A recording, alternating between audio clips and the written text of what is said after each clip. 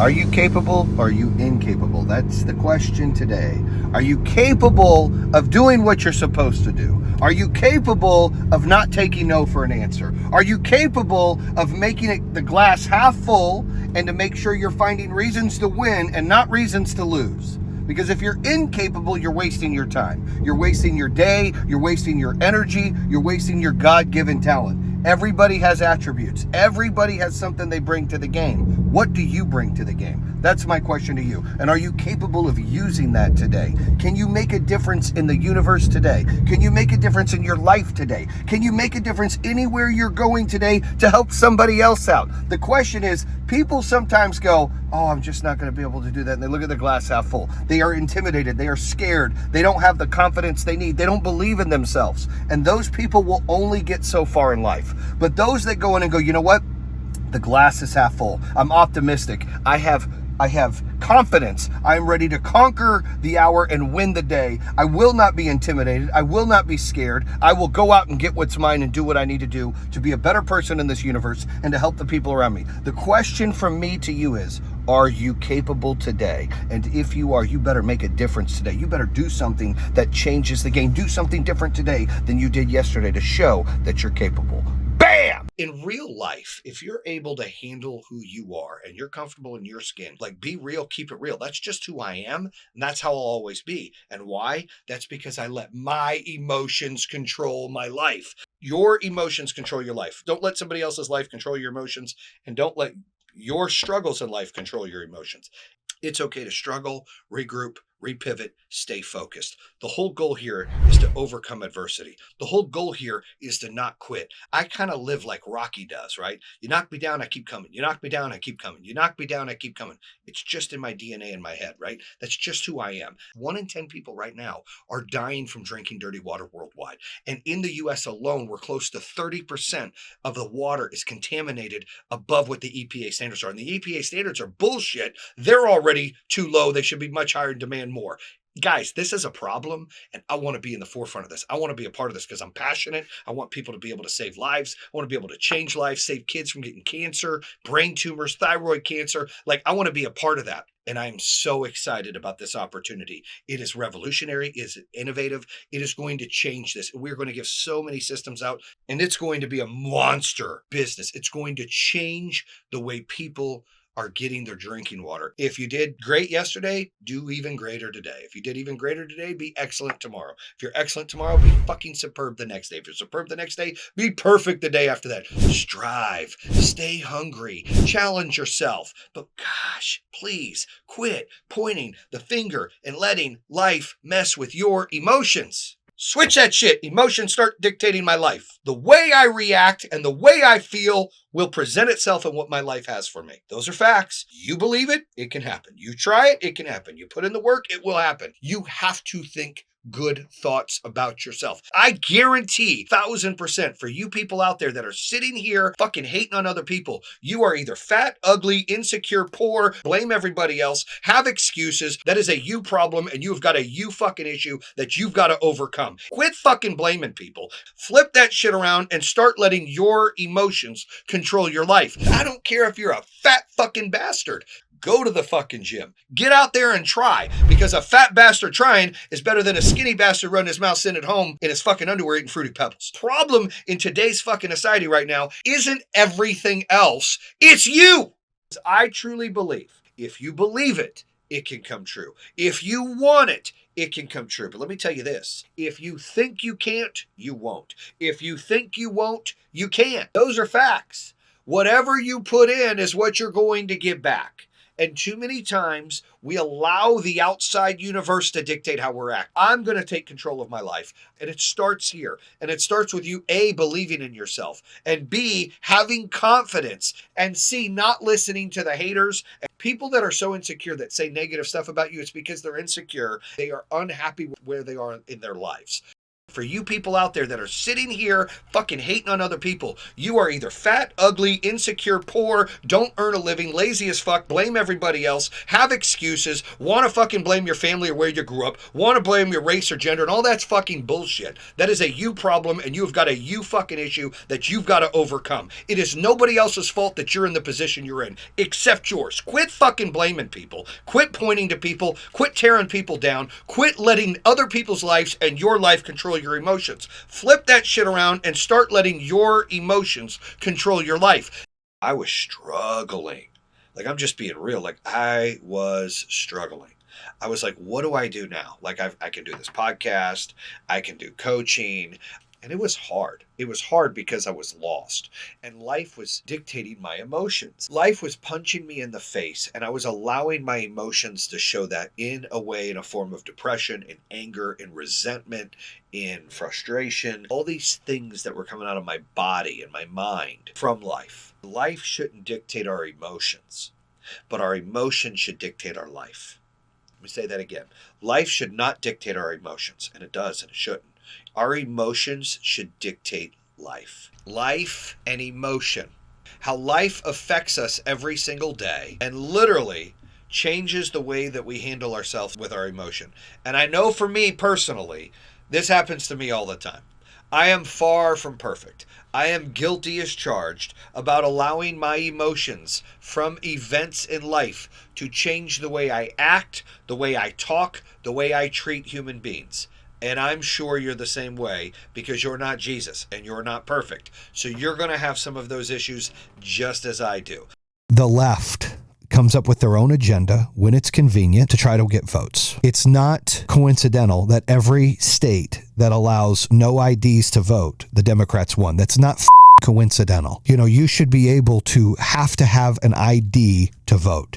You have an ID to drive. You have an ID to get on a plane. You have an ID to buy medicine at the store. Dude, you should be able to have some kind of government ID to vote. It's pretty simple. Like, I don't want some person with 18 names from some other country just coming in and voting, and there's 10,000 of them change our election when they don't even, they're not even citizens. They don't even pay the taxes. Like, dude, what the is wrong with you people? Are the Dems to the left that scared that they're like, we have to have like that's why the border's open. So it's all about votes, dude. And if not this election, next elect. Like, this is a play, dude. It's wrong. And you guys and us guys are all having to deal with these nimrods up at DC. And both sides sometimes are nimrods. I think the border is out of control, where millions and millions of illegal aliens are here. Not all of them are bad people. Shit, most of them aren't even bad people, but they shouldn't be here legally. And it's taking up other resources. You're seeing cities going broke and being in trouble from it. You're seeing people,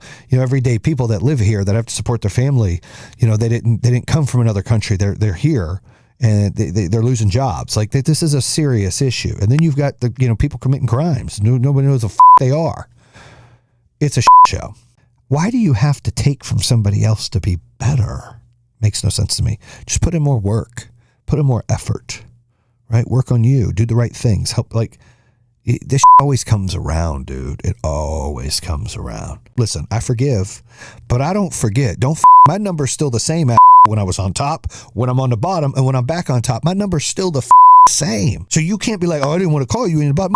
Don't call me when I'm on top then. Like, keep that down. There's no reason to communicate. There's just zero reason to communicate then.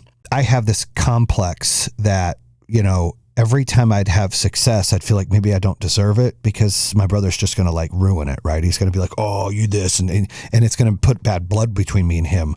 Or I would be embarrassed that I have so much of my parents never had that before. Like, I remember when I bought my house in Michigan, right? It was our dream house. I was scared for my parents to come see it. I was scared for them to look up how much I paid for it because my dad would just be, why'd you get a house? Like, you know, it'd just be stuff. And then my brother, oh, you own a house like that must be nice. Like, I mean, I was seeing a therapist, you know, because I had my own problems going on in life. And a therapist would be like, you're not supposed to feel that way. Like, you're allowed to be successful and happy for yourself. Like, you should not feel that way. I grew up with this mentality where every time I was successful, my brother felt like that was his demise, right? My success was his failure, and his failure was my success. He was very competitive, like Abel King competitive. Where I wasn't, I wanted him to succeed. Could have been whatever he wanted, and I would have just supported him and loved him the same. It wouldn't have bothered me. And everyone's like, no, you don't know how you'd feel. You'd never been in that position. Even my old man says that to me. I said, that's bullshit. I'm just not built that way. I'm around uber successful people. When you're around people like that are uber successful, you don't go, I'm like, holy f***. Like, I'm so proud of this guy. And it's like, this is amazing and it's inspiring. And I love to see success. I don't want people to lose. I want people to win. So my man, well, you don't have to, brother. I'm like, dude, I have close friends. When they're successful, I'm happy for them.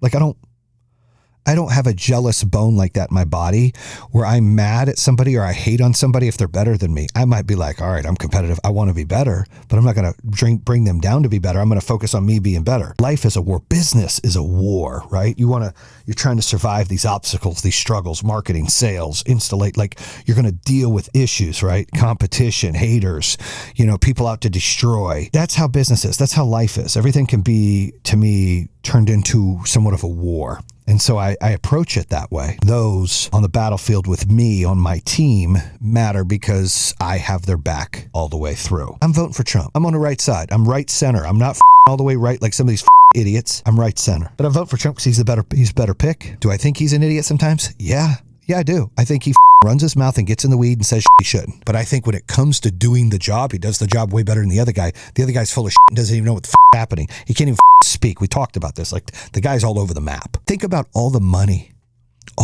we waste on campaigning and TV commercials, pushing the other people down, bringing them down and throwing shots. Hundreds of millions, if not billions of dollars that could go into fixing the border, that can go into healthcare, that can go into education and paying better teachers because our teacher school system sucks. Nope, we choose to feed these egos. It's just crazy to me what happens where these people can be bought by lobbyists. It's nuts, dude. You want to help fix this? Get rid of lobbyists completely.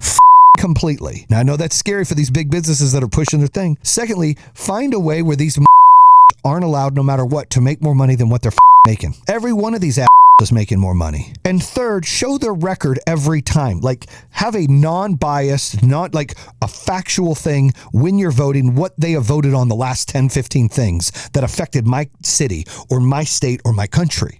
These are the things he voted on, and these are the things he voted on. What do you want? Like, and they help make people make decision. Make a difference in the world. Somebody fight for the rights of all people. Make a change. Make sure you register to vote and vote the right way. Bam! You need to challenge yourself to be a root person. To the people around you that you love, you need to be able to do things for them, be better for them, support them, uplift them, pick them up when they've fallen down, help them out when they've got anxiety, help them out when they're insecure. Do all the things you need to do that and be there for them, because that's going to go a long way, and you're their root person. And I guarantee in return, in most cases, they'll be your root person. And you need a handful of root people. I call it the real friends, right? The first one are just the haters, the coattail draggers, the whiners, those are the leaf people. The branch are all these acquaintances that pretend to be your friends when it's convenient, and they do some stuff for you.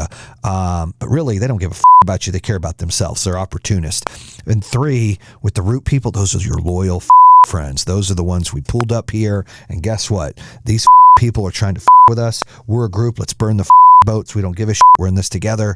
Let's destroy and demolish and take over.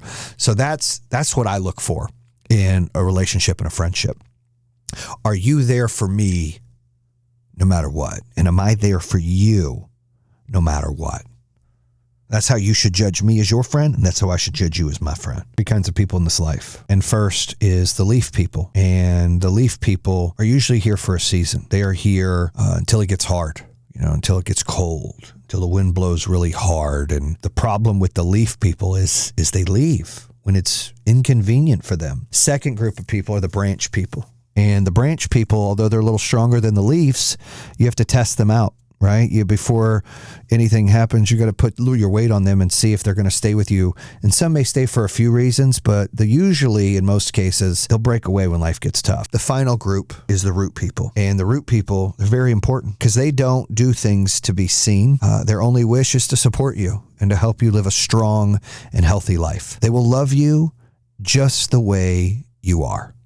And those are the root people. That's usually like your spouse, your best friend, no matter what, the person you want next to you when a war happens. They're loyal no matter what. They've got your back no matter what.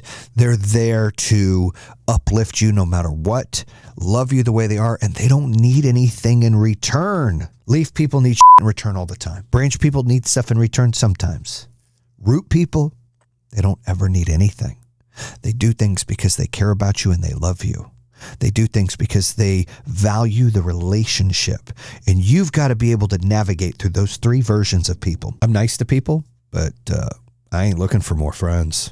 I know who my real friends are, and that circle stays small, and I want them to be successful with me. And I know that if I get back to the mountaintop, which I will, it's not if, it's when I get back to the mountaintop, I'm going to be better than I was before to some of those people. I'm not going to be too busy for them, too good for them, too short with them. When you get to a point in your life and you're accelerating in life and you're doing well in life, a lot more people are clawing at your time and energy. And so your ability to be there and to listen and to be a true friend to certain people, I've got this much, has shrank, and they don't get a lot. And so they see that and they're like, hey, he's acts like he's too good now. And I did act like I was too good for people. And to those people, I'm sorry. Imagine getting bitten by a snake. And instead of helping yourself recover from the poison, you chase the snake and try to find out why it bit you. You try to prove to the snake that you didn't deserve to get bitten. This has nothing to do with the snake. You wasted your time trying to find out why rather than dealing with the poison. How many times in life do we sit there and have something happen to us and we waste all this energy and all this time on the why? Why is this person treating me this way? Why did I get rejected?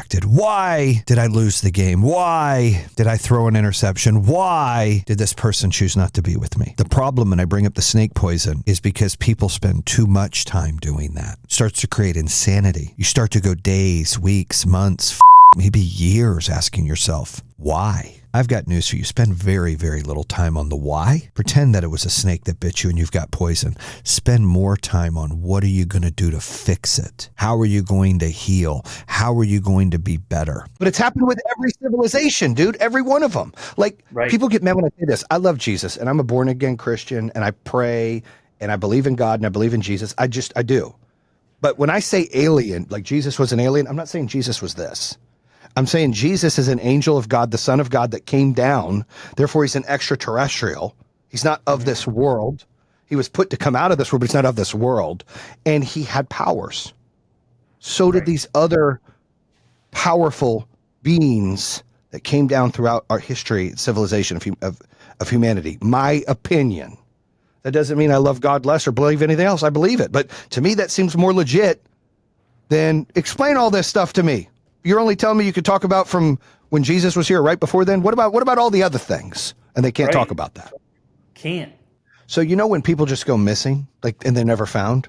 Yeah. They're actually pulled up.